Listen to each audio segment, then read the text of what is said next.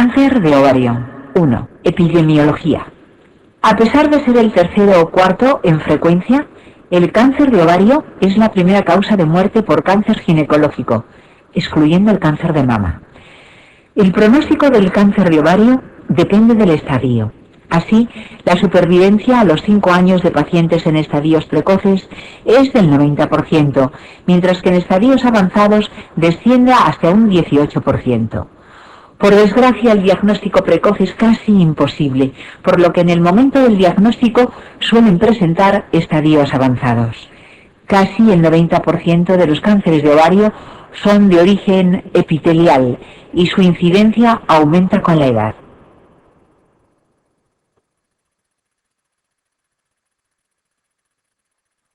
Los factores de riesgo en el cáncer de ovario están poco claros. Para el cáncer epitelial de ovario se proponen dos hipótesis. La teoría de la ovulación incesante, que sostiene que el microtrauma producido durante la rotura de la cápsula ovárica, que ocurre en cada ovulación, sería un estímulo para la aparición del cáncer de ovario. Así, tendrían mayor incidencia a padecer cáncer epitelial de ovario las nuligestas y tendrían menor incidencia las anovuladoras, como las usuarias de anticonceptivos hormonales, ovario poliquístico. Parece que la ligadura tubárica y la histerectomía serían factores protectores debido a una disminución de la ovulación por defecto en la irrigación vascular. Genético, siendo más frecuente en pacientes con historia familiar de cáncer de ovario, dado que parece que el 30% de los cánceres de ovario expresan niveles elevados de determinadas mutaciones genéticas.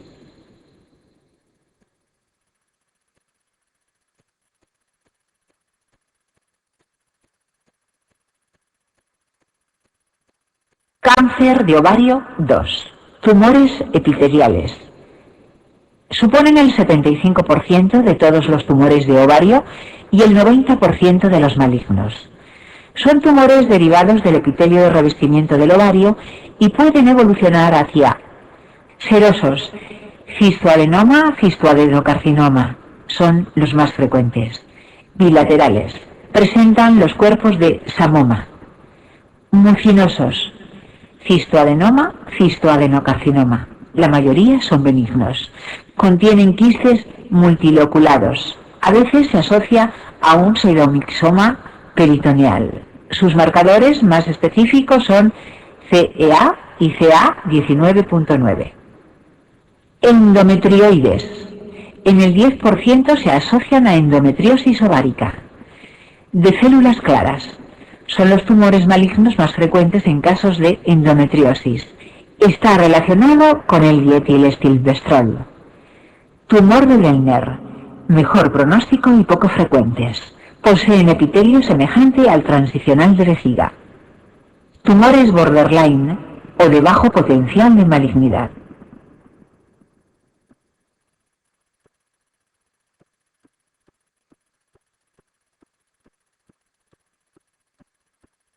Tumores germinales.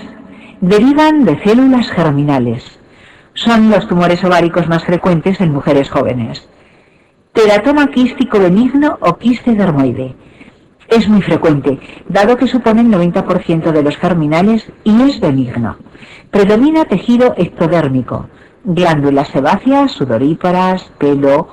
Puede producir alfa-fetoproteína. El resto de tumores germinales son malignos.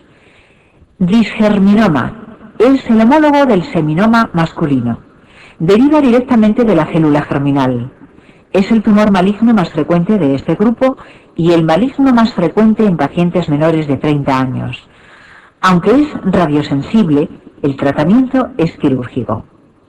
Teratoma inmaduro. Tumor del seno endodérmico. Produce alfa-fetoproteína. Carcinoma embrionario. Produce alfa-fetoproteína y beta-HCG. Coriocarcinoma. Produce beta-HCG, excepcional que sea primario del ovario. Otros. Carcinoide. Aumento del ácido 5-hidroxiindolacético en orina. Estoma ovárico, tipo de teratoma que produce T3 y T4. Gonodoblastoma, que derivan de gónadas disgenéticas, comprobándose cromosoma Y como el síndrome de Swyer.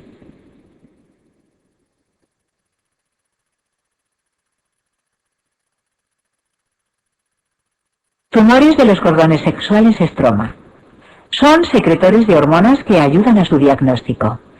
De la granulosa. Pueden contener regiones acelulares por licuefacción, PAS positivas, llamadas cuerpos de Kollesner. Producen estrógenos, por lo que pueden dar clínica de pseudopubertad precoz, amenorrea metrorragia, hiperplasia endometrial.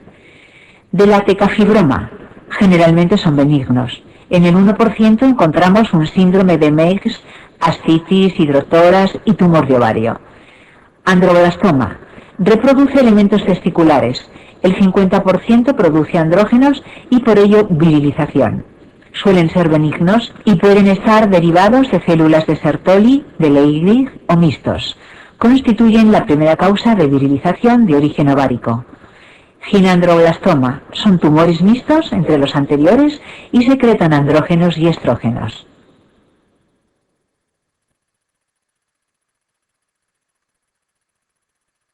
Otros. La metástasis ovárica de un tumor digestivo se denomina tumor de Krukenberg.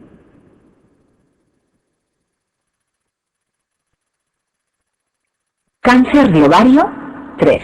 Clínica. La clínica del cáncer de ovario es poco específica, lo que favorece que se diagnostique en fases avanzadas. El síntoma inicial más frecuente es hinchazón abdominal, seguido del dolor abdominal y, en tercer lugar, metrorragia. Los siguientes signos nos hacen sospechar malignidad: ascitis, palpación de tumoración pélvica, poca movilidad por adherencias, crecimiento rápido, edad no reproductiva, nódulos en fondo de saco de Douglas, bilateralidad.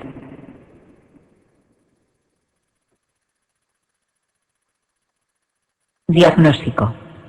El diagnóstico definitivo del cáncer de ovario es histológico, aunque podemos apoyarnos en la historia clínica, las técnicas de imagen y los marcadores séricos para orientarnos acerca del origen de la masa. Técnicas de imagen. La ecografía transvaginal Doppler es la técnica de imagen más efectiva en el screening del cáncer de ovario, con alta sensibilidad pero moderada especificidad. Sospechamos malignidad cuando presenta alguna de estas características: localización bilateral, aspecto sólido o mixto, presencia de tabiques, papilas o partes sólidas en su interior, tamaño superior a 10 centímetros en mujeres en edad fértil o mayor de 5 centímetros en posmenopáusicas, presencia de ascitis, bajo índice de resistencia Doppler, menor que 0,4, neoformaciones vasculares.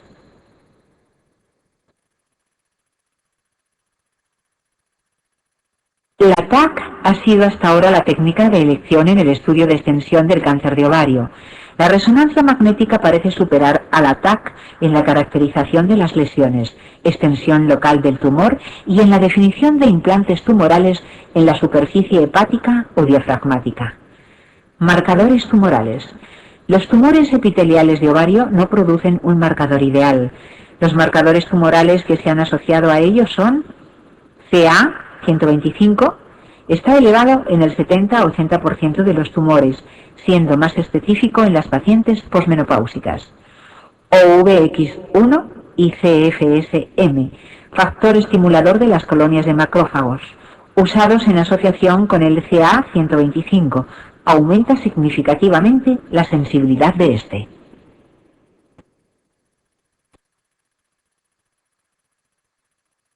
CEA, antígeno carcinoembrionario, se eleva con menos frecuencia y es más específico de cáncer muginoso.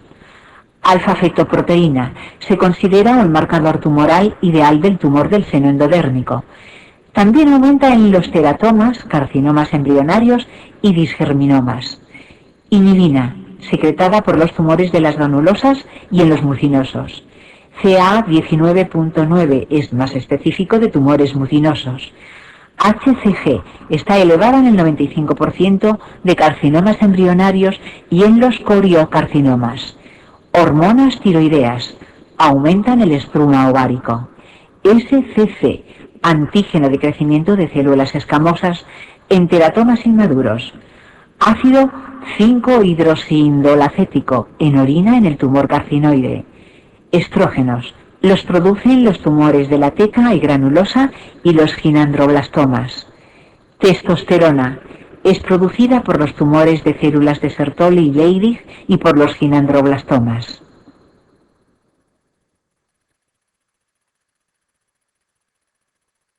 Vías de diseminación. La vía de diseminación más frecuente es la implantación directa por siembra peritoneal de células tumorales sobre peritoneo o epiplón. La extensión linfática se produce por 3 vías principales, siendo la primera a los ganglios paraórticos. La vía hematógena es menos frecuente.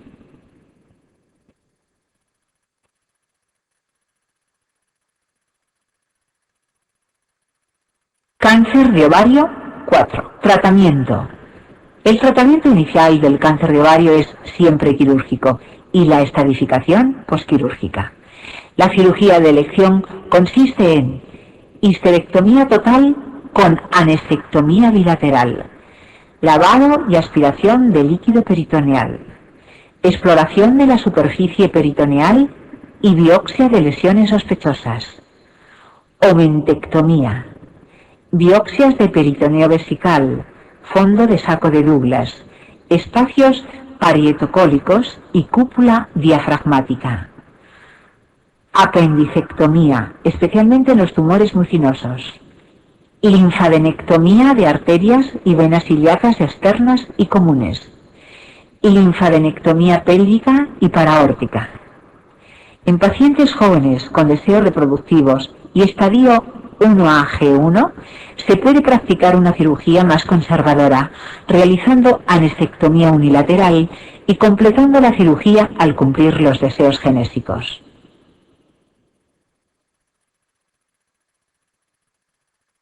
Quimioterapia adyuvante. En los estadios 1A y 1B, tanto G1 como G2, no se precisa ninguna terapia adyuvante. En los estadios 1A y 1B con grado G3 y en el 1C daremos solo 3 ciclos de quimioterapia adyuvante con cisplatino.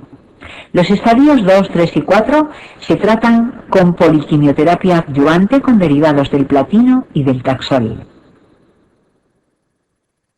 Pasados 6 ciclos de tratamiento quimioterápico adyuvante, se realizaba sistemáticamente una segunda laparotomía para conocer el estado de la enfermedad, llamado second look, si la primera cirugía quitó todo el tumor, y cirugía de rescate si se conoce que hay restos de tumor, aunque hoy solo se realiza en casos seleccionados.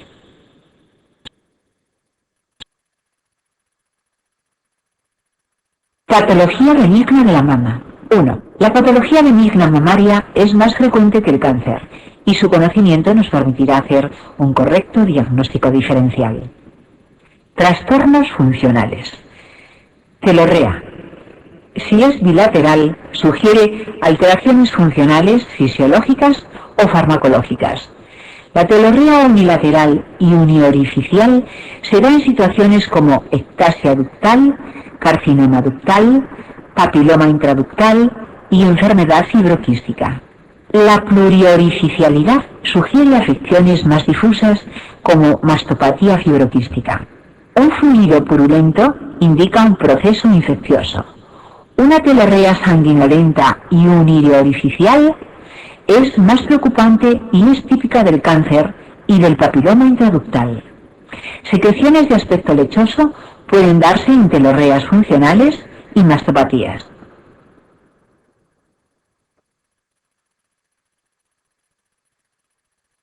Galactorrea. La galactorrea es la secreción láctea fuera de la gestación y del puerperio. Se trata de una secreción bilateral y pluriorificial y está determinada por la prolactina. El tratamiento será el de la causa primaria o retirar el fármaco responsable. Ectasia ductal. Consiste en una dilatación de los conductos galactóforos principales, con secreción de color verdosa, negra o marrón. La edad más frecuente de aparición es 50-60 años. Es importante practicar una mamografía para el diagnóstico diferencial con el cáncer. Siempre se debe realizar citología de la secreción. Si el cuadro no es importante, no es necesario tratarlo, a no ser que no se pueda descartar un proceso maligno.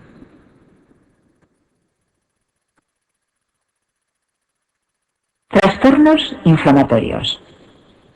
Mastitis. Las mastitis corporales agudas son la forma más frecuente, aunque ha aumentado la frecuencia de mastitis agudas no asociadas con la lactancia. Los gérmenes más frecuentes son Staphylococcus aureus, Staphylococcus epidermidis y Streptococcus. Se presenta como mastalgia con eritema, aumento de temperatura local y tumoración en un cuadrante de la mama acompañado de fiebre. La infección puede progresar y originar un acceso que requiere drenaje quirúrgico. El diagnóstico diferencial debe establecerse con el carcinoma inflamatorio, que no suele acompañarse de fiebre. En caso de duda, está indicado realizar una biopsia. El tratamiento consiste en medicación sintomática y clozapilina. En caso de alergia, eritromicina. Un tipo de mastitis crónica es la enfermedad de Mondor, que consiste en una tromboflebitis de las venas subcutáneas. Es secundaria a un trauma local y no requiere tratamiento. Mastodinia. La mastodinia es el principal síntoma de la mastopatía fibroquística, MFQ. Consiste en un dolor mamario cíclico que aumenta en el periodo premenstrual. Debe distinguirse del dolor mamario en general, llamado mastalgia. Siempre que existe dolor, debe descartarse la existencia de una patología mamaria subyacente.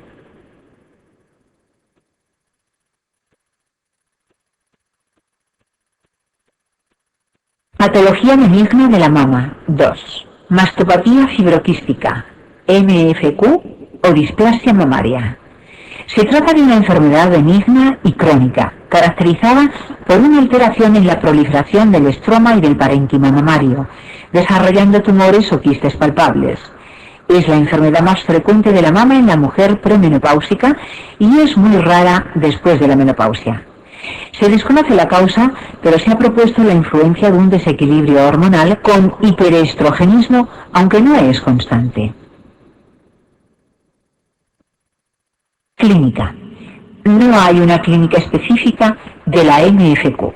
El síntoma más frecuente es el dolor mamario bilateral, que suele ser premenstrual y mejora con la regla, mastodinia.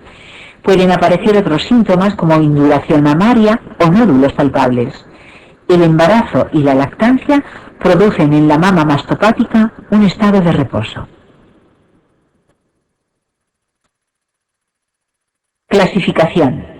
Para determinar el riesgo de degeneración a cáncer de mama, valoramos la existencia de proliferación del componente epitelial y si hay atipia o no en esa proliferación, distinguiéndose 3 tipos de mastopatía fibroquística. No proliferativa, 68%. Proliferativa sin atipia, 26%. Proliferativa con atipia, 4%. La mayoría de los cambios que se producen no se relacionan con un aumento en la incidencia de cáncer de mama. El riesgo de cáncer está moderadamente aumentado en los tipos proliferativos con atipia, que son la hiperplasia ductal atípica y la hiperplasia lobular atípica. Diagnóstico.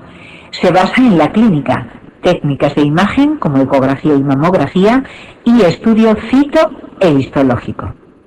Tratamiento. En general no requiere tratamiento. Se debe explicar a la paciente la benignidad del proceso y tranquilizarla.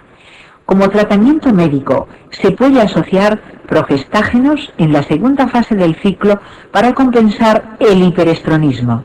También aparecen útiles prostágenos en gel para tratamiento local y la ingesta de aceite de onagra. Se realizará punción-aspiración en las formas de mastopatía fibroquística de predominio nodular quístico, ya que ofrece garantía diagnóstica. Si existe alguna duda sobre la naturaleza benigna del proceso, se realizará biopsia.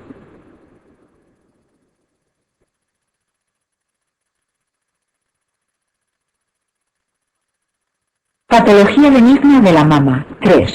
Fibroadenoma. Se trata de un tumor benigno que supone la tercera patología más frecuente de la mama, tras la mastopatía fibroquística y el cáncer de mama. Su mayor incidencia se presenta entre los 15 y los 35 años y son bilaterales en un 20% de los casos. Parece ser un tumor estrógeno dependiente, por lo que puede aumentar de tamaño en el embarazo. Es un nódulo de consistencia firme, indoloro, bien delimitado y no adherido a planos superficiales ni profundos. La ecografía es de mayor utilidad que la mamografía en pacientes de menos de 30 años debido a la densidad mamaria en esta edad, por lo que la primera prueba diagnóstica debe ser la ecografía, en la que se presenta como nódulo ecogénico, de estructura interna homogénea y de límites bien definidos.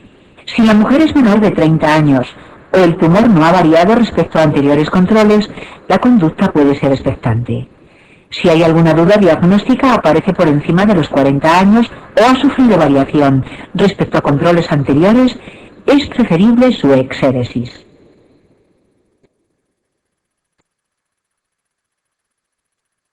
Quistes. Son muy frecuentes y suelen presentarse en el contexto de la mastopatía fibroquística. La máxima incidencia se da entre los 40 y 50 años. Suelen ser tumoraciones indoloras. En la palpación se objetiva una tumoración redondeada, lisa, móvil, no adherida, sensible, y a la presión se nota tensión e incluso fluctuación. El diagnóstico es ecográfico, visualizándose como nódulos anecoicos de límites muy precisos, morfología regular y refuerzo posterior. Tumor Filodes. Consiste en un tumor raro, que es benigno casi siempre, pero que es recibido con facilidad. El tratamiento es quirúrgico, realizándose mastectomía en casi la totalidad de las pacientes, dado que suelen ser tumores de gran tamaño y rápido crecimiento.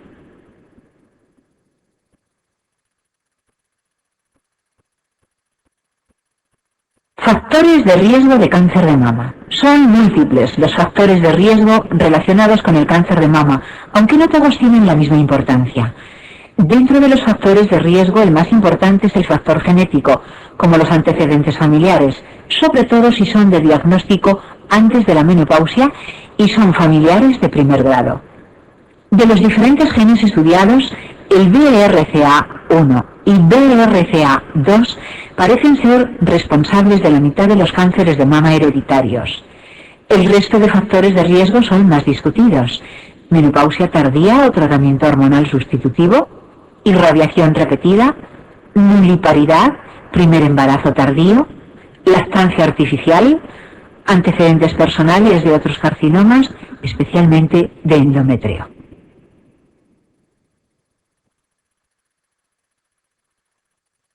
Mamografía. Diagnóstico.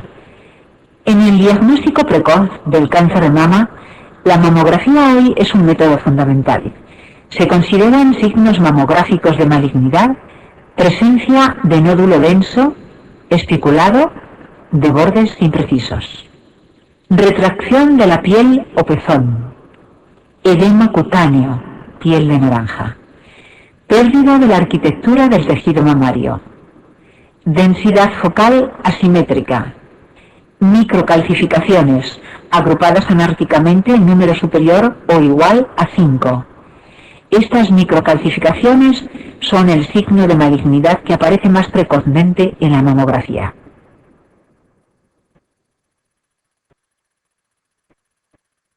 El screening del cáncer de mama se basa en la realización de mamografías periódicas en las mujeres a partir de cierta edad para detectar las microcalcificaciones u otro signo mamográfico de malignidad antes de que se produzca tumor palpable.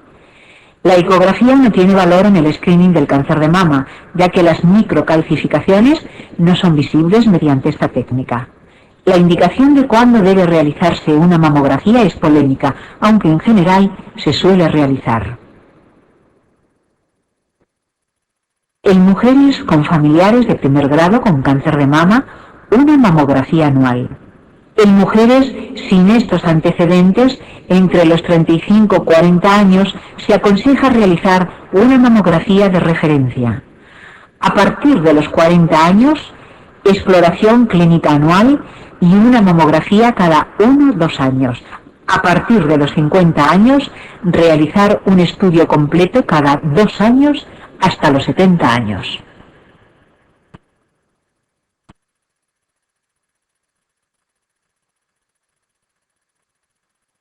Factores mal pronóstico. Se consideran factores de mal pronóstico en el cáncer de mama: número de ganglios afectos. Se consideran factores de mal pronóstico en el cáncer de mama: número de ganglios afectos. Tamaño tumoral mayor de 2 centímetros. Edad menor a 35 años. Grado histológico G2 o G3. Cáncer fijo a pectoral y o costilla. Infiltración cutánea. Multicentricidad. Invasión vascular o linfática. Componente intraductal extenso. Bordes quirúrgicos escasos o afectos. Receptores hormonales negativos. Cáncer inflamatorio. Alteración oncogen CERBB2 y del gen supresor tumoral P53. Gestación. De todos ellos, sin duda alguna, el factor más importante es la afectación ganglionar. El resto hay que tenerlos en cuenta, sobre todo cuando los ganglios sean negativos.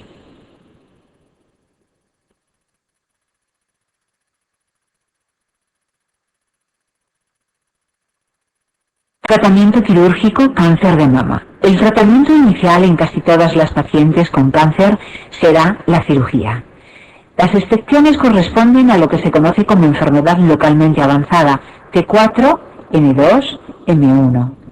En estos casos se decidirá si se opera o no a la paciente en función de la respuesta de las lesiones a la quimioterapia neoadyuvante. Disponemos de las siguientes opciones. Tumorectomía, siempre seguida de radioterapia. Sus indicaciones serían los tumores inferiores a 5 centímetros. Contraindicaciones: multicentricidad, componente intraductal extenso, enfermedad de Payet con tumor alejado de la zona retroareolar, imposibilidad para administrar radioterapia. Mastectomía. Se realizará en pacientes que han recibido quimioterapia neoadyuvante o si está contraindicada la cirugía conservadora.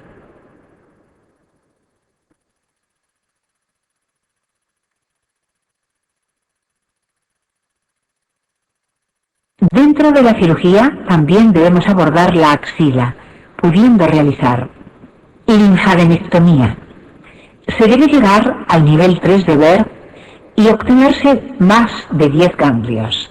Tras la cirugía se dejan drenajes aspirativos durante 5 o 7 días para evitar la formación de seromas. Ganglio centinela. Su indicación es el cáncer de mama con axila negativa clínica y ecográfica. Consiste en localizar mediante radioisótopo y biopsiar el primer ganglio de drenaje linfático de la axila. Si resulta negativo, sabemos que la axila es negativa y no hay que hacer linfadenectomía completa, mientras que si resulta positivo, debemos proseguir para conocer el número total de ganglios afectos. Las contraindicaciones para su realización están: metástasis ganglionar, tumor multicéntrico, cirugía previa, prótesis mamaria, gestación, radioterapia o quimioterapia previa.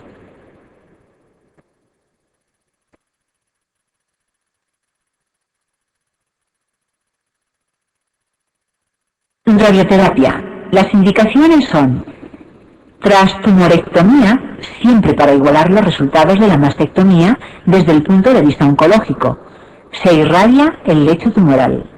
Tras mastectomía en pacientes de alto riesgo de recidiva local, mayor 3 ganglios axilares afectos. Extensión extracapsular, tamaño grande, márgenes de resección afectos o muy próximos. En estos casos se realiza irradiación de la pared costal y también de las áreas ganglionares regionales. Se debe esperar al menos 2 semanas tras la cirugía y no debe retrasarse más de 16 semanas tras la cirugía. por lo que existe algún motivo para este retraso, por ejemplo, el embarazo. Sería mejor optar por cirugía radical.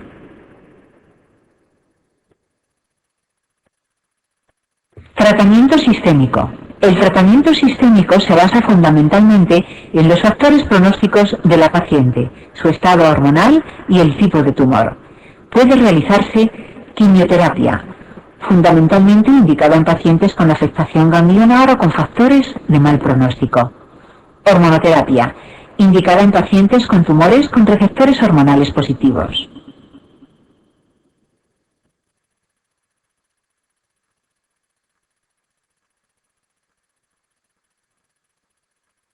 Disponemos de diferentes tratamientos supresores de estrógenos. Castración quirúrgica o RT, antiestrógenos, tamoxifeno o antiestrógenos puros, inhibidores aromatasa, análogos de GnRH. Hasta ahora el fármaco utilizado fundamentalmente ha sido el tamoxifeno, por su efecto antiestrogénico a nivel de la mama. Sin embargo, este fármaco a nivel del endometrio tiene un efecto estrogénico, por lo que puede inducir una hiperplasia de endometrio y secundariamente un cáncer de endometrio. Este aspecto es su principal efecto secundario.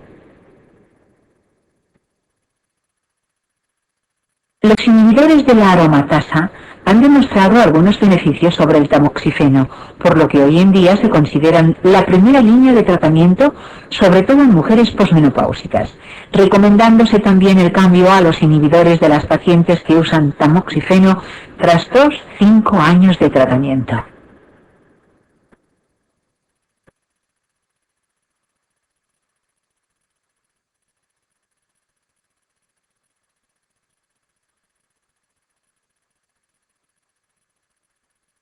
Tratamiento sistémico en el cáncer de mama según grupo de riesgo. Las pacientes se pueden clasificar en 3 grupos en función del pronóstico y cada grupo se beneficiará de un tratamiento sistémico adyuvante tras la cirugía. Bajo riesgo.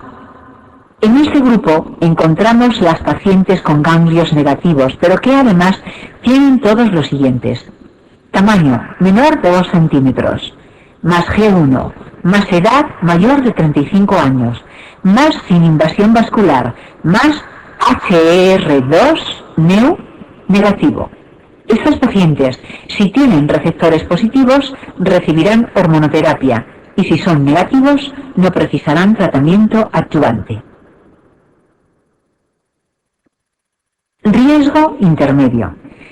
En esta categoría están las pacientes que tienen los ganglios negativos y alguno de los siguientes aspectos: tamaño mayor de 2 centímetros, G2 3, menor de 35 años, HER2 neu positivo o invasión vascular, o tienen ganglios positivos 1 a 3.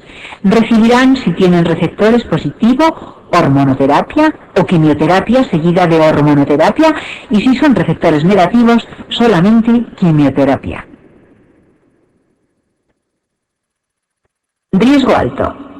En esta categoría están las pacientes con 4 o más ganglios positivos o las que con cualquier número de ganglios positivos tienen invasión vascular extensa o HER2 neu positivo. Recibirán quimioterapia seguida de hormonoterapia si los receptores son positivos o solo quimioterapia si los receptores son negativos.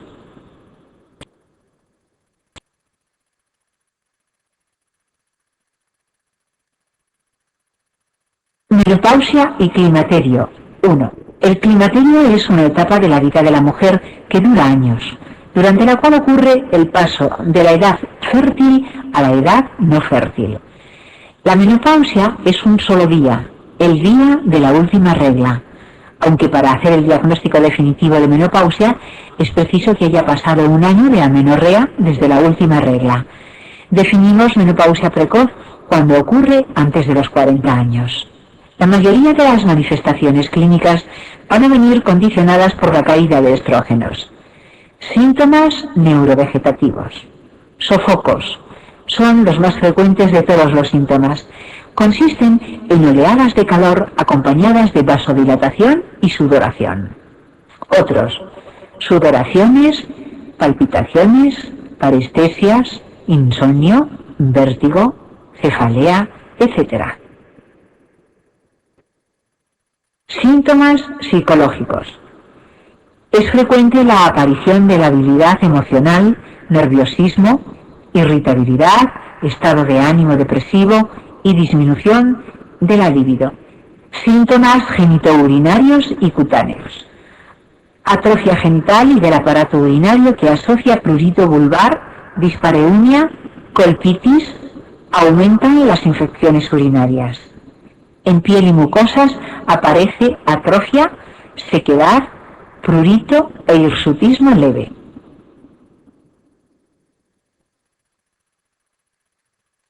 Síntomas sistémicos. Aumenta la patología cardiovascular. Aumenta el riesgo de osteoporosis. Los factores de riesgo de osteoporosis son: edad, es el factor más importante. A mayor edad, mayor pérdida de hueso. La raza blanca está más predispuesta a padecer osteoporosis. Factores relacionados con el estado estrogénico: menarquia temprana, menopausia precoz o oforectomía temprana. Hábitos higiénico-dietéticos. La delgadez es un factor de riesgo, ya que las mujeres obesas tienen una producción periférica de estrona que les protege de la osteoporosis. La baja ingesta de calcio aumenta el riesgo osteoporótico. El tabaco, el alcohol, el té, el café y la escasa actividad física también favorecen la osteoporosis, al igual que la toma de esteroides orales. El hipertiroidismo. Estará indicada una densitometría ósea para la detección precoz de osteoporosis en mujeres oforectomizadas antes de los 35 años y en aquellas con alto riesgo de osteoporosis.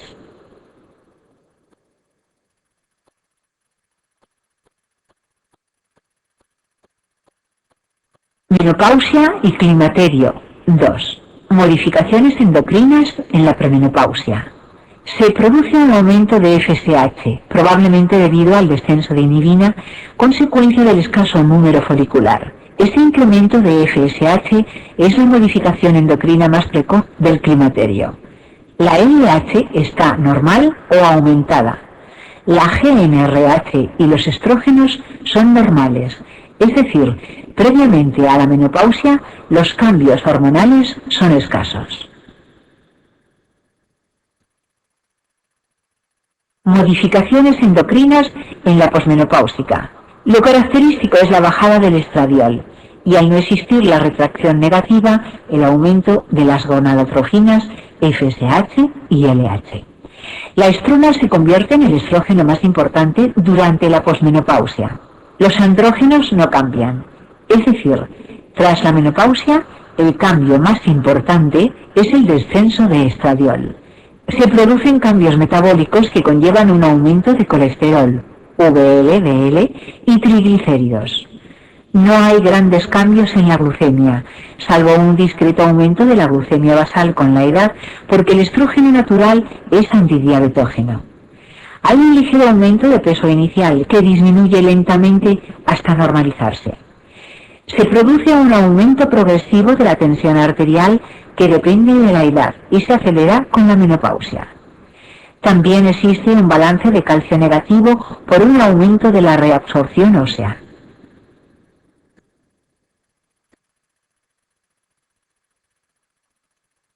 Previo al tratamiento. Medidas generales. Hacer ejercicio físico moderado, tomar el sol sin excesos, dieta rica en productos lácteos, poca sal, pocas grasas, pescado y fruta abundantes, beber 2 litros de agua al día, evitar café, alcohol y tabaco. Controles obligatorios previos a la THS. Debemos proporcionar a la paciente información sobre el climaterio y sus efectos, hacer una historia clínica con un examen general controlando peso y tensión, ginecológico con citología y mamario con mamografía. Haremos una valoración de la sintomatología mediante una serie de baremos que valoran la presencia y la intensidad de los síntomas climatéricos en la paciente. Estará indicada una densitometría ósea para la detección precoz de osteoporosis en mujeres oophorectomizadas antes de los 35 años y en aquellas con alto riesgo de osteoporosis.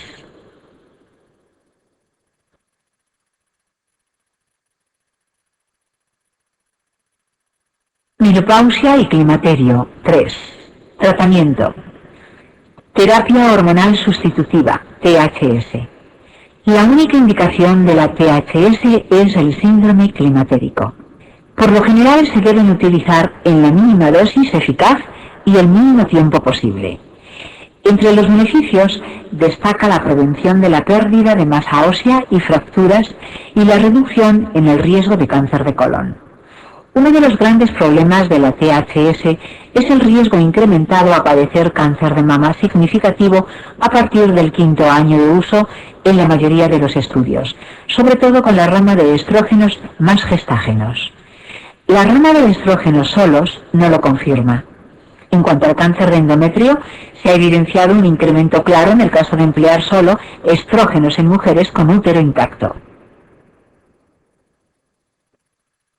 Contraindicaciones a la THS con estrógenos y progestágenos. Antecedentes de cáncer de mama o endometrio. Tromboembolismo venoso activo. Hepatopatía activa grave o tumores hepáticos. Lupus eritematoso. Melanoma. Vasculopatía diabética. Otosclerosis.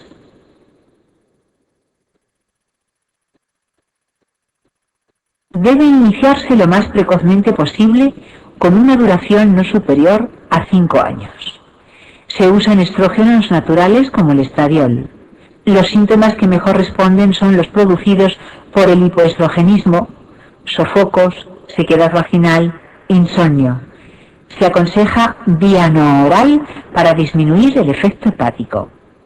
Los gestágenos se usan para compensar el efecto proliferativo de los estrógenos en el endometrio y evitar así el riesgo de cáncer de endometrio. Por tanto, en caso de pacientes histerectomizadas, no daremos gestágenos, aunque este asunto está en discusión, por el posible riesgo de cáncer de ovario que presenta la terapia solo con estrógenos. Tibolona produce efectos estrogénicos, gestagénicos y androgénicos, estimulando el trofismo de la mucosa vaginal. Es eficaz en el tratamiento del síndrome climatérico y parece útil en la prevención de enfermedades cardiovasculares y osteoporosis. Por sus efectos androgénicos parece aumentar la libido y disminuir los triglicéridos.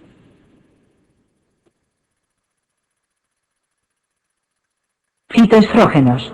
Son sustancias de origen vegetal con una acción estrogénica débil. Las isoflavonas de soja son los más potentes y se utilizan como tratamiento sintomático del síndrome climatérico. Para el tratamiento de la osteoporosis podemos usar moduladores selectivos de receptores estrogénicos como el raloxifeno. Se une a los receptores de estrógenos en el hueso, aparato cardiovascular, disminuye el colesterol total, el LDL y fibrinógeno, pero no afecta a la mama y endometrio. De hecho, parece prevenir el cáncer de mama. No mejora la atrofia urogenital ni los síntomas vasomotores. También se usa para tratar la osteoporosis, calcitonina, bifosfonatos y calcio con vitamina D.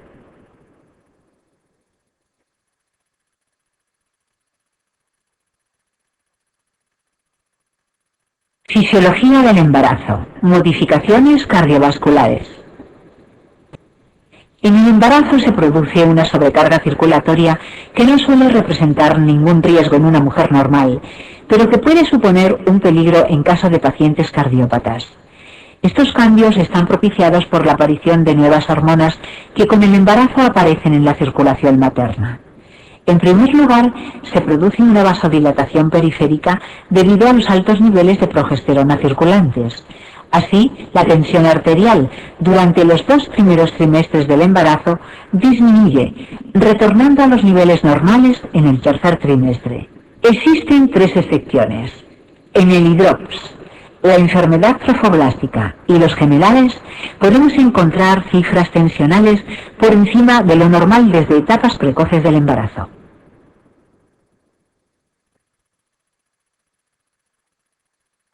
En segundo lugar, esta vasodilatación se rellena aumentando el volumen circulante. Esto provoca mayor trabajo cardíaco para mover mayor volumen. Hay cierta hipertrofia izquierda y un aumento de la frecuencia cardíaca que no supera habitualmente los 100 latidos por minuto.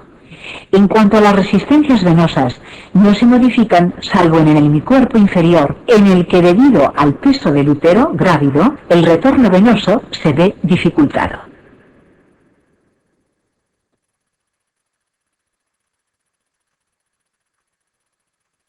Adaptación hematológica. Serie roja. Aumenta la masa eritrocitaria, 33%, pero el volumen plasmático aumenta proporcionalmente más que la masa de hematíes, por lo que se produce una anemia relativa fisiológica. Debemos suplementar con hierro únicamente cuando los requerimientos fetales de hierro estén aumentados en el tercer trimestre, o si se añade alguna otra patología que incremente la anemia. Serie blanca. Se produce una leucocitosis leve, hasta 12.000, que se acentúa durante el parto y el puerperio inmediato. No suele ir acompañada de desviación izquierda. Coagulación.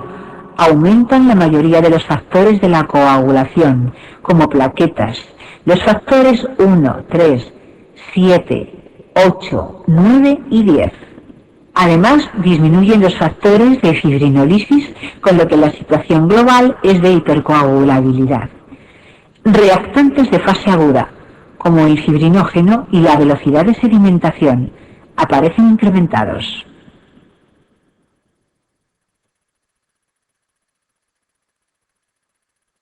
Cambios digestivos.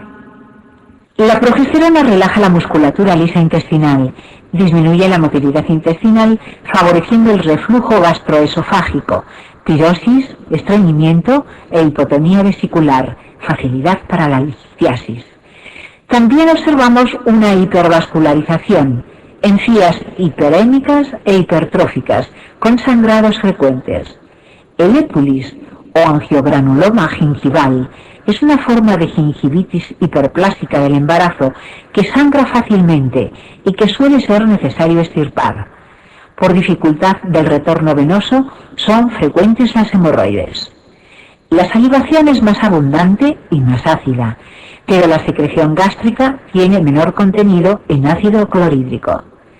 En la función hepática destacamos los siguientes cambios: incremento de fosfatasa alcalina, colesterol y triglicéridos, aumento del cociente LDL, HDL y globulinas, disminución de proteínas, albúmina y gamma-globulinas y colinesterasa. No se modifican las transaminasas.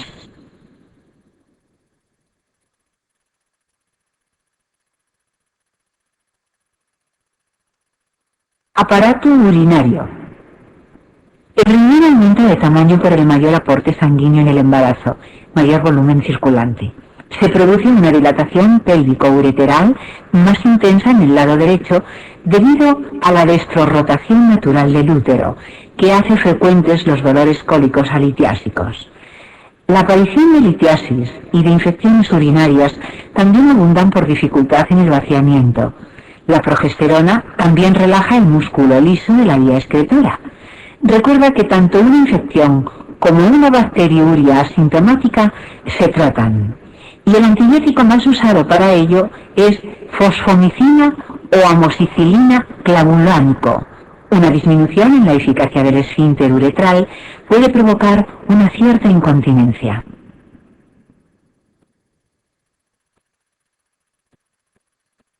En cuanto a la función renal, un incremento del flujo plasmático y del filtrado glomerular, hasta un 40%, produce un aumento de la eliminación de creatinina, urea y ácido úrico. La glucosa satura el sistema de transporte tubular y puede presentarse una glucosuria fisiológica que no indica intolerancia a hidratos de carbono y que va a impedir que utilicemos este parámetro para comprobar que las pacientes con diabetes están bien controladas.